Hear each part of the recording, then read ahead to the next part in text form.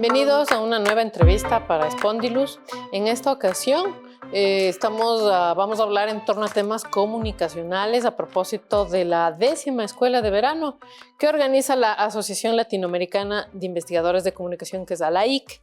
Y para eso justamente contamos aquí con la presencia de su director científico, que es Tanius Karam, que es docente de la Universidad Autónoma de la Ciudad de México. Así que, Tanius, bienvenido. Muchísimas gracias por la invitación, un placer estar con ustedes. Un placer para nosotros, y justamente escuchábamos su conferencia en torno a la investigación en comunicación, a las teorías, y mientras yo escuchaba se me venía una pregunta: ¿por qué a la gente le asusta cuando se habla de teoría? No, bueno, a ver, la teoría está estigmatizada, connota dificultad, algo alejado de la realidad. Particularmente la comunicación, que es un área de trabajo, de estudio muy aplicada, muy dinámica. Siempre históricamente ha habido, pues quizá una serie de malentendidos entre la concepción de lo teórico y de lo práctico. Es un dilema pues mal planteado, ¿no? Porque yo citaba en la conferencia de ayer un clásico axioma de un padre fundacional de la comunicología estadounidense, Kurt Lewin, que era psicólogo, en fin, pero que decía que nada más práctico que una buena teoría. Y bueno, un poco el contexto de la charla era dirigida a los estudiantes que están matriculados en este programa Escuela de Verano de la I.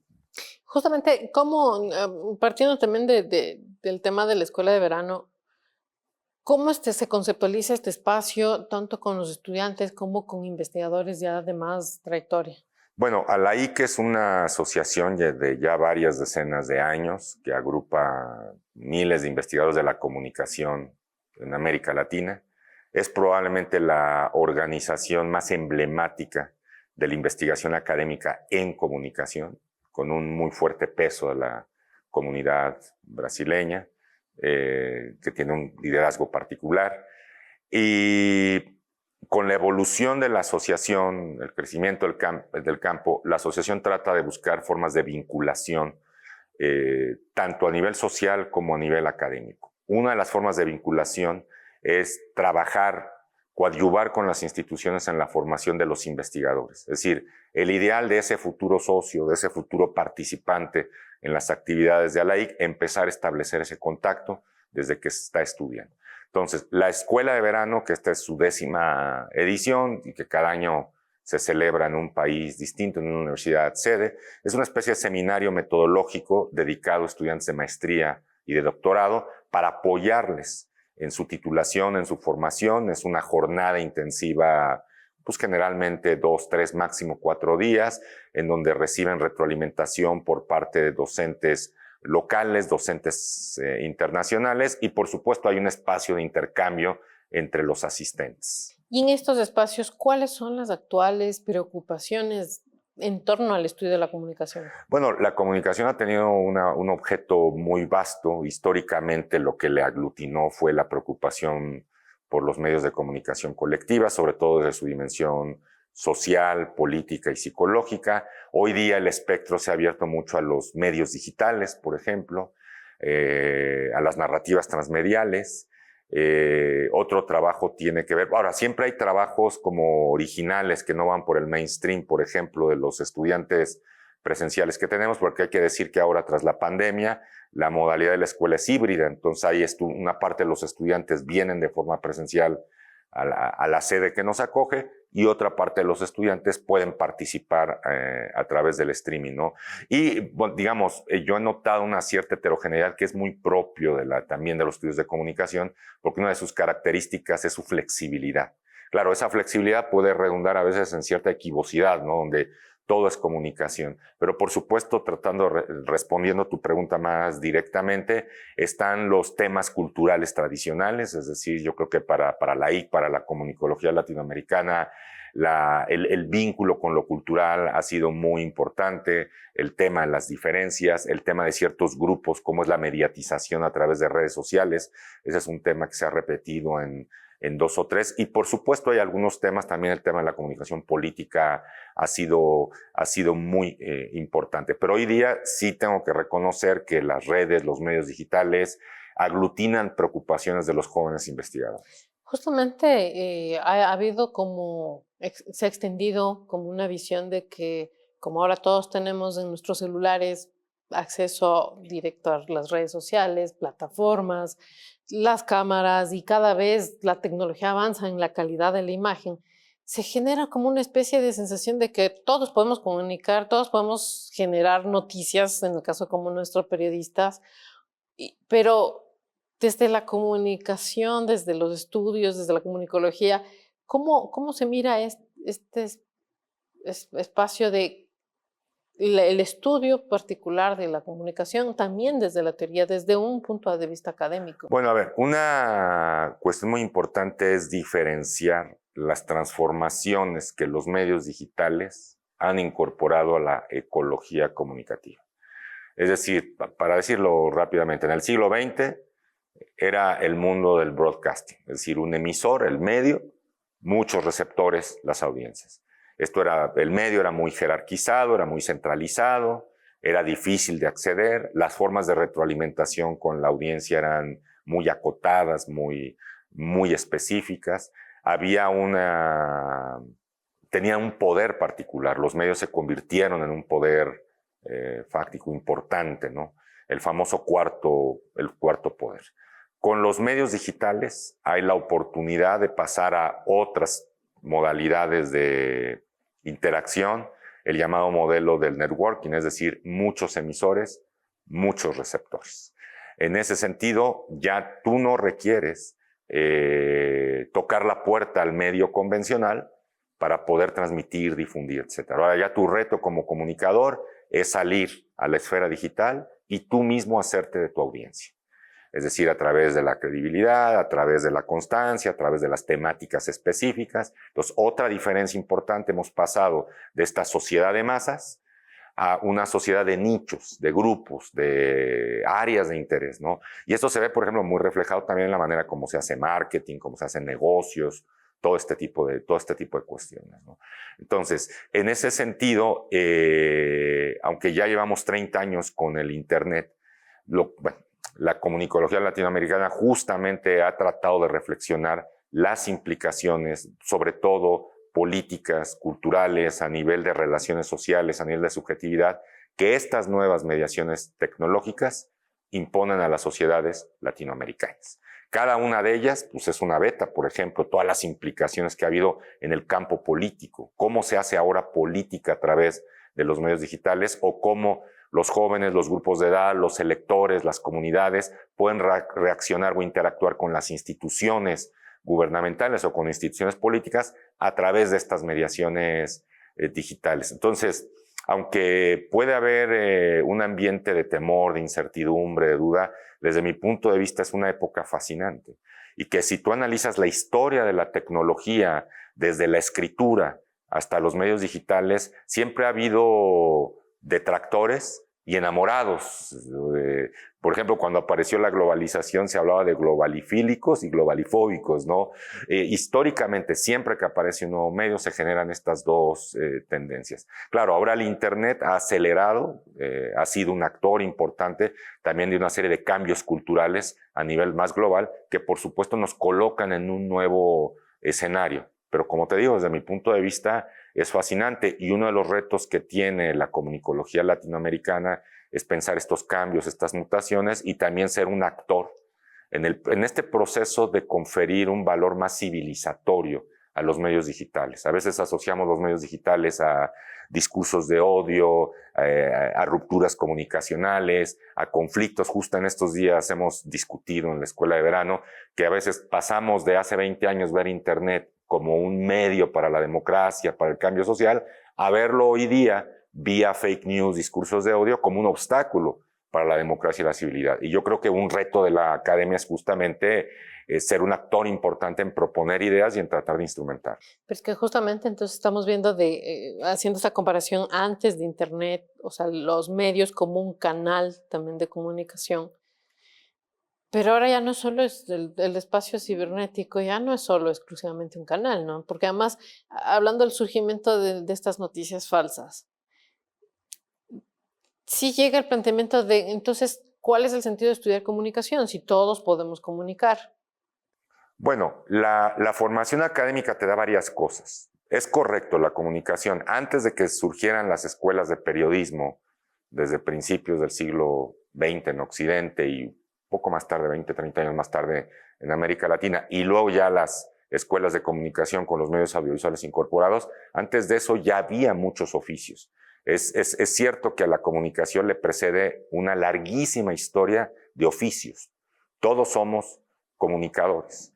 Lo que te da la formación universitaria, en primer lugar, es un ambiente, un sistema de relaciones, el acceso a una biblioteca, la posibilidad de sistematizar un cierto orden mental. Por ejemplo, en un mundo tan caótico, donde hay tanta información desjerarquizada, donde es un exceso, algunos hablan de infoxicación, estamos intoxicados de tanta información. En principio, una formación universitaria te daría la capacidad como de jerarquizar, de discriminar, de ordenar, de identificar y facilitar este proceso en otros actores sociales. Otra contribución de las muchas que da, por supuesto, te forma, te da herramientas de alguna manera para producir un tipo de conocimiento más estable, más racional, científico, lógico, etcétera. Digo, en un entorno en el cual la pseudociencia ha ganado un gran terreno y donde, digo, podemos creer prácticamente, digo, hay gente que cree que la Tierra es plana todavía, ¿no? O sea, este tipo de cosas que parecen como de serie de ciencia ficción, pero que hay grupos pues muy radicales con respecto a ciertos temas. Me parece que la formación universitaria es una vacuna contra ello. Una tercera contribución, digo, yo sé que esto que te voy a decir no es solamente la universidad, pero es la construcción de un tipo de ciudadanía. Por supuesto, la universidad no es el único tipo para construir ciudadanos, pero a mí me parece un medio idóneo por las características antes mencionadas, donde tienes acceso a colegas, a relaciones, a personas que tienen tu mismo interés, ¿no? Y bueno, un último de los muchos que podría señalar, sobre todo en el caso de las universidades públicas, pues es una cierta sensibilidad social mediada por el conocimiento, mediada por los métodos, mediada por el bagaje que tú adquieres a lo largo de los 3, 4, 5 años que puedes estar ahí. Si te fijas, no te he mencionado aspectos específicamente técnicos, específicamente instrumentales, que teóricamente, pues a lo mejor algún taller de una semana te pueda dar herramientas de cómo mover una cámara, cómo manejar mejor tu voz, cómo iluminar mejor, etcétera. Pero por supuesto, el valor de la universidad no estriba únicamente en eso. Ahora, yo ahorita sí estaba pensando, ahorita que se habla de tecnologías, y la emergencia de la inteligencia artificial. Es decir, es que antes teníamos tecnologías que permitían facilitar procesos, agilitar procesos, hacerlos más rápido, pero ahora resulta que tenemos otro tipo de tecnologías que empiezan a generar por sí misma otro tipo de contenidos, otro tipo de conceptos, cambiando también otro tipo de dinámicas sociales, de formas de pensar. Y no sé si también de los procesos comunicacionales ya desde su principio, es decir, la creatividad que pueda tener la persona por sí misma, con todas las herramientas que pueda tener, o dejarlo a la tecnología que sea ella la que cree, o como decimos en Ecuador, decreando las. Claro. Bueno, mira, a lo largo de estos 30 años de Internet ha habido etapas. Digo, a ver, no voy a entrar a la discusión del Internet 1.0, 2.0. Sin duda el tema de la inteligencia artificial prepara el puente para otra etapa dentro de la historia del Internet. Internet 3.0, 4.0, dependiendo cómo lo jerarquices, ¿no? En los 90 era un Internet muy plano, muy textual, muy poco interconectado. De hecho, al principio, en los primeros años ya del siglo XXI, se pensó que la panacea de Internet era el mundo de los blogs. O sea, se habló de la blogósfera, etcétera. Entonces, estábamos con ese Internet menos inteligente, menos semántico, más textual, cuando aparecen las redes sociales. Las redes sociales dan un salto a este Internet 2.0. Claro, ya venía una tendencia de un Internet más interactivo, de nanotecnologías que facilitaron. Por supuesto, algo que fue muy importante es el desarrollo del móvil como el gran dispositivo dominante, lo que no pasaba tanto en el Internet 1.0, ¿no? Pero fue paralela esa transición, ¿no? Entonces, con las redes sociales emerge otra socialidad, emerge toda una serie de dificultades, problemas que hemos estado mencionando en esta conversación, sumado al tema del Internet de las cosas, que también se adviene como una transformación importante en el futuro cercano, y ahora de una manera un tanto, no tan imprevista para algunos, aparece el tema de la inteligencia artificial generativa, ¿no? Que sin duda va a ser otra modalidad, que digo, deja tú para la comunicación, para la humanidad entera. La educación, por ejemplo, ahorita el mundo educativo se está preguntando cómo incorporar el tema de la inteligencia artificial, el mundo editorial. Entonces, por supuesto, en cada una de estas etapas que yo te comento, no solamente son transformaciones tecnológicas, son modos distintos de entender nuestra relación, de entender el conocimiento. Imagínate tú qué va a significar ahora la creación con la inteligencia artificial generativa. ¿Qué va a significar ahora, por ejemplo, la planeación institucional, cuando a lo mejor puedes apoyarte de un bot, de un software, etcétera, que tú les pones los datos de tu institución, lo que quieres obtener, y el software te da algunas pistas, soluciones, caminos? Por supuesto que es otro tipo de conocimiento, es otro tipo de cabeza. Entonces yo creo que eso no hay que tenerle miedo, al contrario, tenemos que dar un paso adelante y de forma creativa, imaginativa, optimista, pensar cómo podemos utilizar estas herramientas para generar una nueva socialidad, para poder paliar algunos de nuestros problemas. La tecnología nunca va a ser la solución al 100% de todos los problemas. Toda tecnología va a generar posibilidades y va a generar retos. Y la inteligencia humana consiste en conciliar de la mejor manera para que la tecnología sea el mejor insumo a aquello que queremos lograr como sociedad. Para terminar nuestra entrevista, sí me gustaría conocer su perspectiva de cuáles son los retos que tenemos ahora como comunicadores.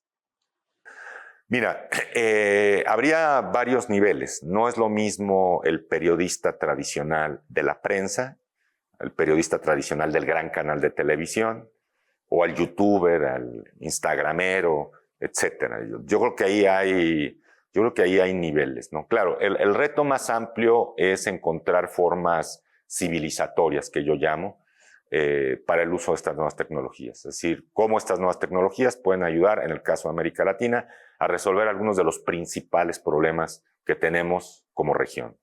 Migración, narcotráfico, violencia, corrupción, etcétera. Ahí se requiere un tipo de inteligencia, una mirada, unas prácticas, una sensibilidad, etcétera, para poder paliar en parte ese tipo de problemas. Ese es un primer reto. Otro segundo reto es no olvidar la tradición comunicativa de la que viene América Latina.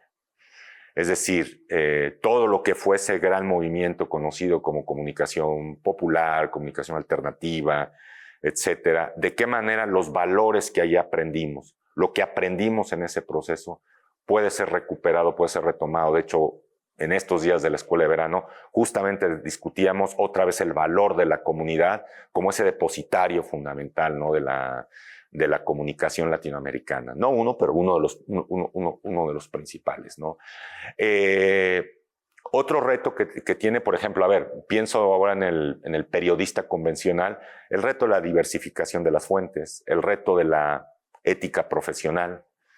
En el caso de los gobiernos, por supuesto, la regulación adecuada, sobre todo de las grandes empresas. Este es un tema que también hemos estado discutiendo. Es decir, cada actor social, político, tiene su propia agenda, ¿no? Por ejemplo, ahorita en México el gobierno saliente está discutiendo si elimina el Instituto Federal de las Telecomunicaciones, que es una institución que tiene efectos, pero que de alguna manera ha facilitado transparentar cierto tipo de procesos, que ese ha sido un valor muy importante de la democracia de la comunicación en América Latina. Por ejemplo, el valor de la transparencia. Entonces, ¿cuál sería nuestro papel como sociedad ante ese valor que ciertamente hay que defender, porque venimos de tradiciones autoritarias muy opacas respecto al tema de la comunicación? Entonces, estos son algunos de los retos que a bote pronto se me ocurre compartirte. Daniel, ha sido un gusto. Nos hubiera gustado continuar con la conversación, pero se nos acaba el tiempo, así que muchísimas gracias. Gracias a ustedes por la invitación. Ha sido un placer. Y gracias a ustedes también por seguir esta entrevista.